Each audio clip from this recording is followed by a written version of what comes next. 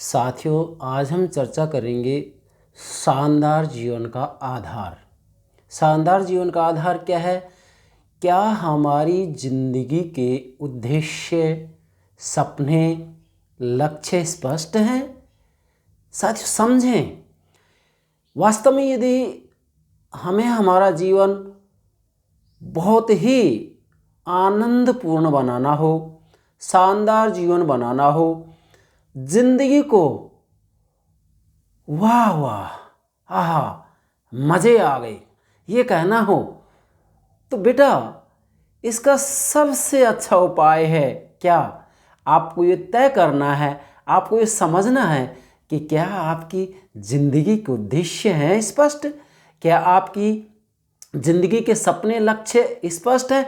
मतलब मूल बात ये है कि अगर आपके जीवन के लक्ष्य, सपने, उद्देश्य स्पष्ट हैं तो तय मानिएगा आपने आधा जीवन सुखी बना लिया। क्या कहा मैंने?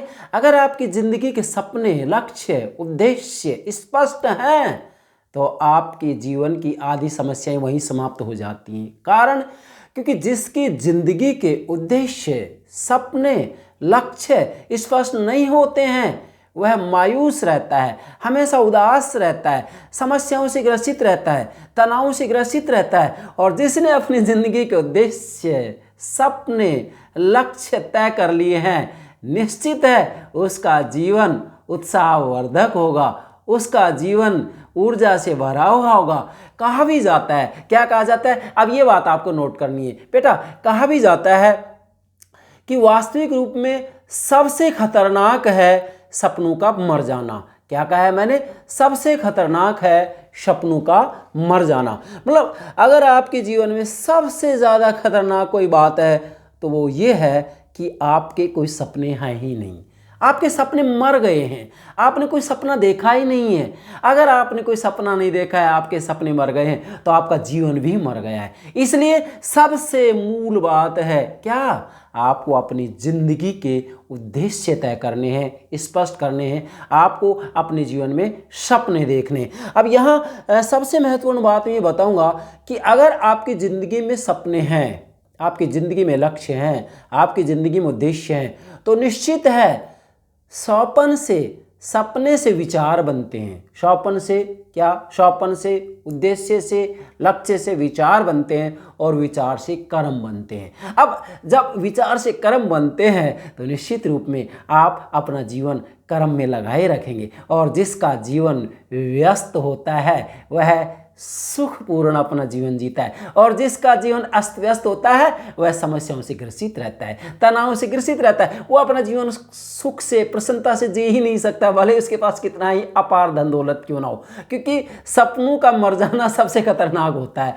अगर आपको अपने जीवन में खुशियों की बौछार लानी है तो तय मानिएगा आपको अपनी ज़िंदगी में सपने देखने होंगे, आपको अपना लक्ष्य, अपना उद्देश्य तय करना ही होगा। इसका सबसे अच्छा उदाहरण मैं आपको देता हूँ। जैसे खरबपति धीरूभाई अंबानी है, आप देखिएगा 150 रुपए की नौकरी पेट्रोल पंप पर करते थे और कहाँ से कहाँ तक पहुँच गए, मतलब शून्य से और खरबपति बन बैठे। दूसरी तरफ आप सचिन तेंदुलकर का उदाहरण भी दे सकते हैं। वो सपने में भी दौड़ लगाते थे, सपने में भी वो अपने प्रतियोगी खिलाड़ियों को हराने के बारे में बोलते रहते थे। इमरान खान को मैंने पछाड़ दिया, स्वप्न बोलते रहते थे। और आप देखिएगा सचिन तेंदुलकर ने अपना नाम कमाया।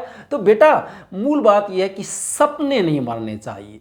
सबसे खतरनाक होता है सपनों का मर जाना। अगर आपके जीवन में सपने ही नहीं है और आपके सपने ही मर गए हैं तो तय मानेगा आपका जीवन भी मर गया है। इसके बाद में मूल जो बात आती है, एक विद्वान है कार्लाइल, नोट करेंगे यहाँ।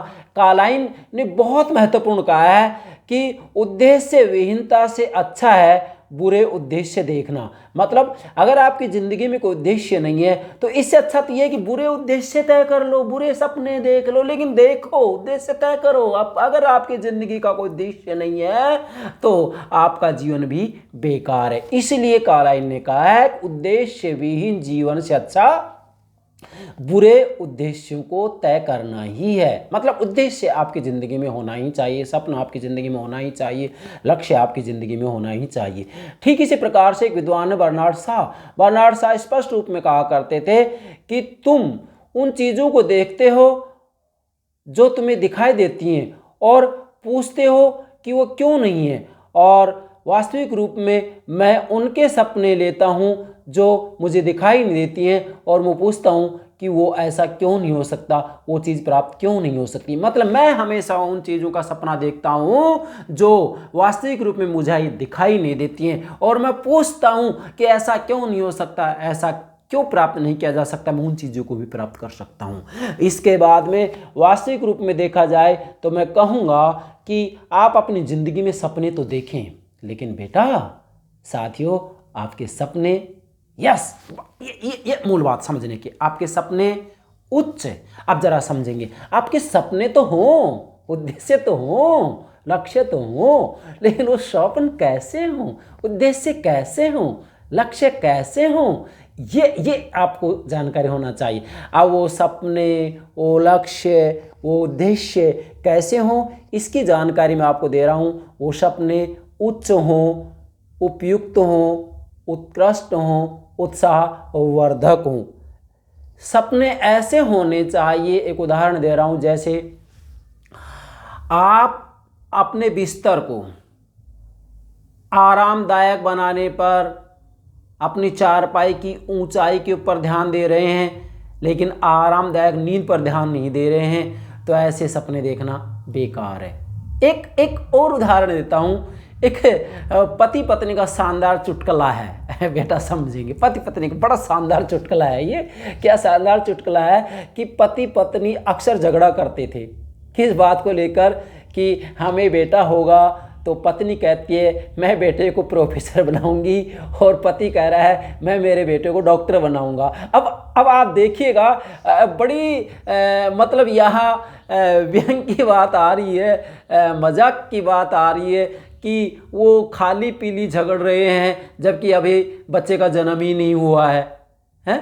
अब आप बताइएगा, वो तो समस्याएं देख रहे हैं, बच्चे का जन्म भी नहीं हुआ, उससे पहले ही लड़ रहे हैं, झगड़ रहे हैं, बेटे के बारे में हम डॉक्टर बनाएंगे, कह रहा है मैं प्रोफेसर बनाऊंगा। तो ये डेफिनेटली हम ये कहेंगे कि इस तरीके से आप समस्याएं ना देखिएगा, आप अपने उद्देश्य तय कीजिएगा। उद्देश्य तय कर लिए तो इस तरीके की समस्याएं आप नहीं देख पाएंगे। तो ये पति पत्नी का जो चुटकुला है, इसको भी आप अपने जीवन में उतार कर रखेंगे। फिर आज के दौर में मैं देखता हूँ कि ज़्यादातर पति पत्नियों की यही समस्या रहती है कि समस्या नहीं भी है तो भी दूर से समस्याओं को खींच कर ले आते हैं और उसमें उलझते रहते हैं, और जो है आपस में लड़ाई झगड़ा करते रहते हैं। तो ऐसे जीवन का कोई मतलब नहीं है, ऐसे जीवन का कोई मकसद नहीं है। इसलिए बेटा मैं आपसे कहूँगा, मेरे प्यारे विद्यार्थियों, आपको सबसे पहले अपने जीवन के उद्देश्य, लक्ष्य, सपने तय करने होंगे, स्पष्ट करने होंगे। जब तक आपके जीवन के उद्देश्य तय नहीं होंगे, तब तक आप अपने जीवन को आनंद से, प्रसन्नता से,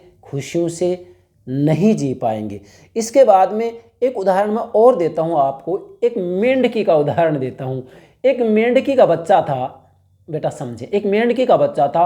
वो मेंढके का बच्चा तालाब के पास में गया, और तालाब के पास में जैसे गया तो उसने वहाँ पर एक हाथी का बच्चा देखा, और हाथी का बच्चा देखा तो देख करके मेंढके का बच्चा दौड़ करके अपनी माँ के पास आया, मेंढके के पास आया, और आते ही मेंढके के बच्चे ने माँ से कहा, माँ माँ माँ, आज मैंने तालाब पर एक बहुत विशालकाय जंतु देखा है, बहुत विशालकाय, उसका शरीर बहुत लंबा चौड़ा था।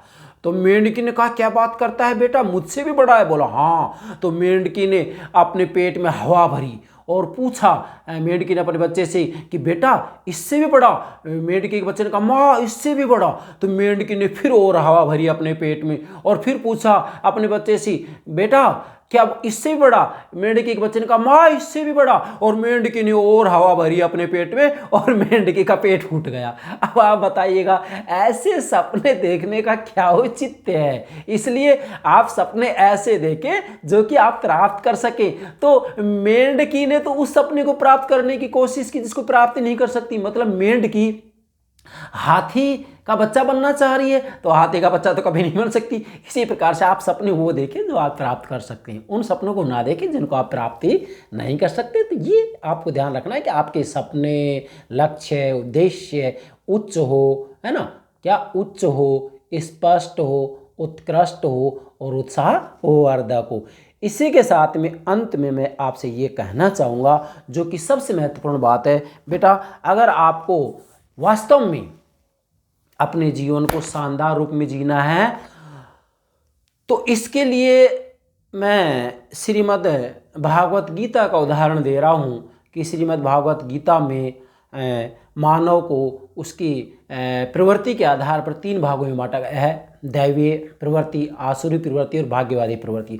तो बेटा दैवीय प्रवृत्ति का जो व्यक्ति होता है वह वास्तविक रूप में अपना जीवन का जो उद्देश्य होता है उसको स्पष्ट अपने सामने रखता है और किसी भी रूप में वो समस्याओं से ग्रसित नहीं होता है, और कोई समस्याएं आती भी हैं जीवन में तो डटकर उनका मुकाबला करता है। जबकि आसुरी प्रवृत्ति का व्यक्ति जो होता है उसके जीवन के कोई उद्देश्य तो होते नहीं। उससे कोई पूछा भाई कैसा है आपका हालचाल, कैसे जीवन जी रहे हैं, तो तुरंत कह देता है अरे बस रहने दो, मजबूरी का नाम ही मनुष्य जिंदगी है, जैसे तैसे अपना जीवन जी रहे हैं, जीवन काट रहे हैं, समय पास कर रहे हैं। ये आसुरी प्रवृत्ति के लोग होते हैं। तो क्यों? क्योंकि इनका कोई उद्देश्य तो होता नहीं है, इनका जीवन जो है उद्देश्य विहीन होता है, और जिसका जीवन उद्देश्य विहीन होता है वो निश्चित समस्याओं से ग्रसित होता ही होता है। अब एक भाग्यवादी होता है, वो हमेशा भाग्य के सारे जीवन जीता है कि जो भाग्य में होगा वो मिल जाएगा, जो भाग्य में होगा वो हो जाएगा। तो आपको ऐसे नहीं करना है, आपको तो दैवीय प्रवृत्ति का मानव बनना है, और दैवीय प्रवृत्ति का मानव बनना है तो आपको अपना जीवन का लक्ष्य, सपने स्पष्ट करने हैं। हाँ, ये जरूर कहूँगा कि आपको अपने जीवन में उन्हीं उद्देश्यों को सामने रखना है, उन्हीं सपनों को सामने रखना है, उन्हीं लक्ष्यों को सामने रखना है जिनको आप प्राप्त कर सकें। नहीं तो आपका वो हाल ना हो जाए कहीं मेंढकी वाला, कि मेंढकी के बच्चे ने कहा माँ तुझसे भी बड़ा जानवर मैंने देखा है, और मेंढकी ने सपना देखा कि मुझसे भी बड़ा कोई हो सकता है, तो उसने पेट में हवा भरी और उसका पेट ही फूट गया और वो मर गई, मृत्यु को प्राप्त हो गई। तो ऐसे सपने नहीं देखने, सपने वो देखने जिसको आप प्राप्त कर सकें। तो बेटा अंतिम में ये कहूँगा कि यदि आपको अपने जीवन को शानदार बनाना हो, अपने जीवन को उत्कृष्ट बनाना हो, अपने जीवन को आनंदपूर्ण बनाना हो, अपने जीवन को उत्साहवर्धक बनाना हो, अपने जीवन को खुशियों से परिपूर्ण रखना हो, अपने जीवन को समस्याओं से दूर रखना हो, अपने जीवन को तनावों से दूर रखना हो, तो इसका एक ही रामबाण इलाज है। क्या?